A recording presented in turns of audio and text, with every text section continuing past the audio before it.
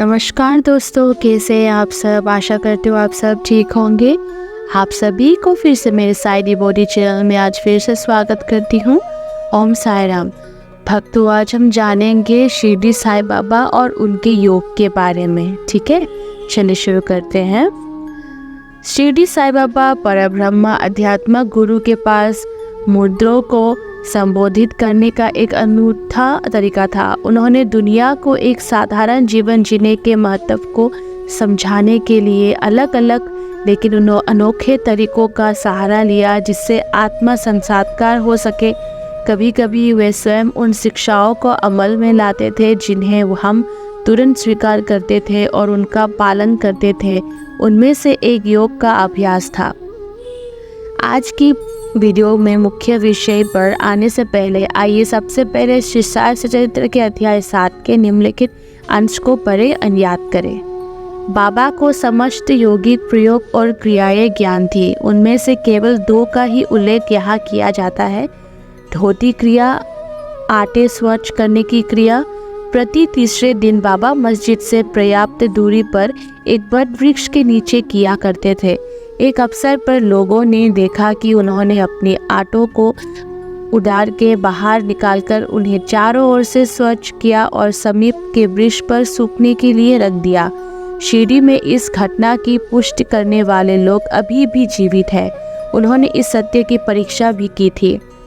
साधारण धोती क्रिया एक 3 चौड़े व 22 हाफ फुट लंबे गीले कपड़े के टुकड़े से की जाती है।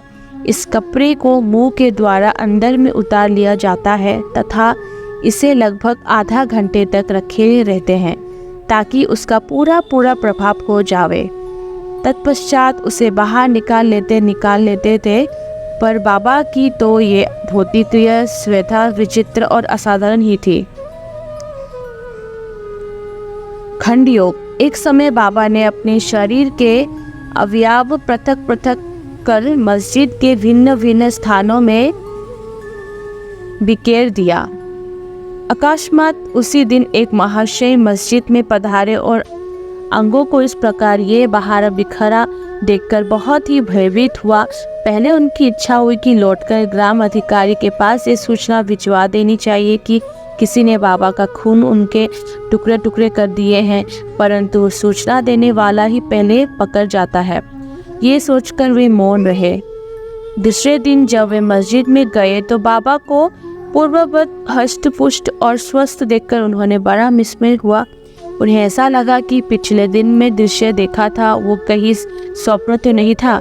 बाबा बाल्यकाल से ही योगी क्रियाएं किया करते थे और उन्हें जो अवस्था प्राप्त हो चुकी थी उसका सत्य ज्ञान किसी को भी नहीं था।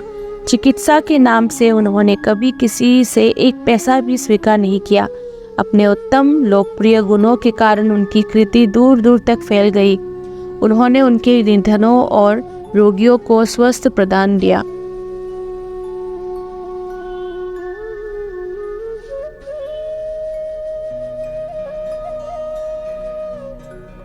इस प्रसिद्ध डॉक्टरों के डॉक्टर, मसीहों के मसीहा ने कभी अपने स्वार्थ की चिंता न कर अनेक विघ्नों का सामना किया तथा स्वयं असहनीय वेदना और कष्ट सहन कर सदैव दूसरों की भलाई की और उन्हें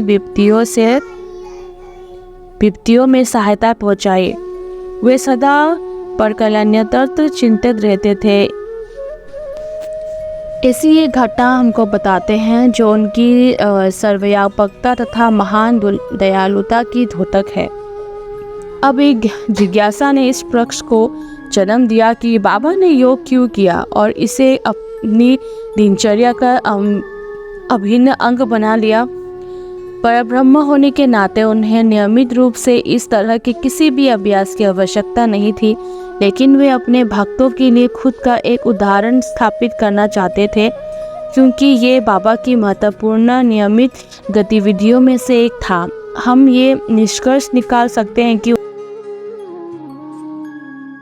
उन्होंने इसे महत्व दिया और चाहते थे कि उनके भक्त अपने आध्यात्मिक विकास और उत्थान के लिए योग का अभ्यास करें। शारीरिक, मानसिक और भावनात्मक स्वास्थ्य के लिए योग करना चाहिए। एक बार जब हम इस मील के पत्थर को प्राप्त करने में सफल हो जाते हैं तो हम आध्यात्मिक कल्याण के लिए आगे बढ़ सकते हैं। मूल रूप से योग कोशिका स्तर की भलाई के लिए है।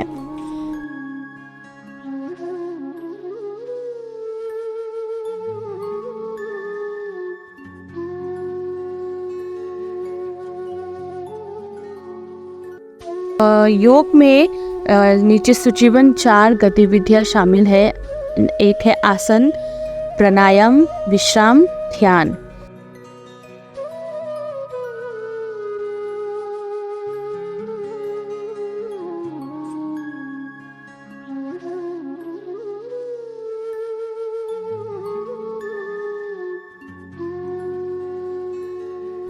अंत में यदि आप किसी भी कारण से कोई कठिन योग अभ्यास नहीं कर पा रहे हैं तो साईं बाबा ने इस कलयुग में नामस्मरण को सर्वश्रेष्ठ साधना के रूप में सुझाया है। बस उन्हें पूरे प्यार और भक्ति के साथ हर पल याद करना आपको इस रास्ते पर ले जाएंगे जो लक्ष्य की ओर ले जाता है।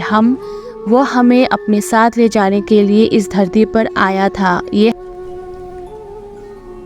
ये हमारा अनुभव है कि साईं बाबा हमें सीधे संदेश देते हैं। हमें उनसे निम्नलिखित संदेश मिला जब हम इस लेख के लिए शोध कर रहे थे और मार्गदर्शन चाहते थे। हर वीडियो के लिए शिरडी साईं बाबा हमारा मार्गदर्शन कर रहे हैं और देखें कि उन्होंने इस वीडियो के लिए निम्नलिखित तरीके से ऐसा किया है। हमें ये बोर्ड साईं बाबा के एक मंदिर के बाहर मिला।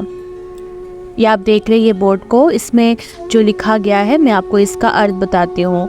आपको खंड योग की आवश्यकता नहीं है, आपको कठोर तपस्या की आवश्यकता नहीं है, आपको जंगल में जाने की आवश्यकता नहीं है, आपको कठोर उपवास की आवश्यकता नहीं है। घर पर रहे, अपना काम करते रहिए, बिना टाले अपना कर्तव्य करो।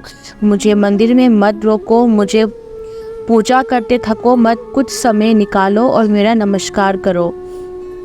अगर वे साईं की प्रार्थना, स्मरण और चिंतन करते हैं तो मैं उनकी मदद करने को तैयार हूँ। यही मेरी एकमात्र कामना है और यही मेरा अवतार का रहस्य है।